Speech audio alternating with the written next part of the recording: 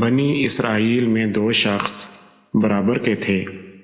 ان میں سے ایک تو گناہ کے کاموں میں لگا رہتا تھا اور دوسرا عبادت میں کوشاں رہتا تھا۔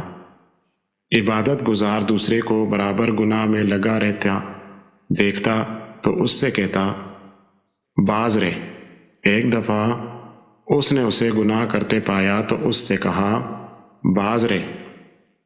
اس نے کہا، قسم ہے میرے رب کی تو مجھے چھوڑ دے، اپنا کام کرو، کیا تم میرا نگہبان بنا کر بھیجے گئے ہو؟ تو اس نے کہا، اللہ کی قسم، اللہ تعالیٰ تمہیں نہیں بخشے گا یا تمہیں جنت میں داخل نہیں کرے گا۔ پھر ان کی روحیں قبض کر لی گئیں تو وہ دونوں رب العالمین کے پاس پیش ہوئے۔